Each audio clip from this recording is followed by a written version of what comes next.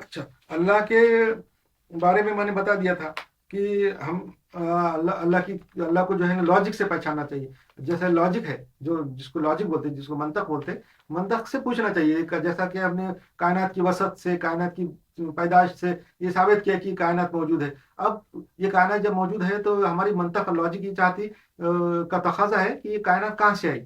یہ سوال منطق کا ہوتا ہے. پھر کائنات کہاں سے آئی تو پتہ چلتا ہے کہ کائنات کا بنانے والا کوئی ہے، کوئی نہ کوئی ہونا چاہیے. یہ بھی لاجک کا سوال ہے. لاجک کا ایک سوال یہ ہے کہ کائنات کو جیسے کسی نے بنایا ہے. اب لاجک یہاں تک پہنچ گئی کہ بھائی کسی نے بنایا ہے، کوئی ہے. اب لاجک کا اور ایک اگلا سوال یہ ہے کہ پھر اس میں کیا کیا کوالٹی ہونا چاہیے.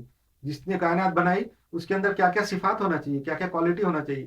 پھر لاجک سے پھر لاجک ہی جواب دیتی اس کا کہ وہ بہت بڑا ہونا چاہیے، بہت اس میں ہر قسم کی ایبلٹی ہونا چاہیے، اور وہ بہت طاقتور ہونا چاہیے، بہت زیادہ بڑا ہونا چاہیے. کہ تو کائنات بہت بڑی ہے، لامحدود ہے، تو بنانے والا بھی اس سے بڑا ہونا چاہیے، لامحدود ہونا چاہیے. وہ تو اس کے اندر ہر قسم کی ایبلٹی، ریسورس ہونا چاہیے. اس میں کسی قسم کی نگیٹو بات نہیں ہونی چاہیے، کمزوری، خامی اور ڈیفیکٹ نہیں ہونا چاہیے. یہ سارے اللہ کے تعلق سے میں نے بتایا.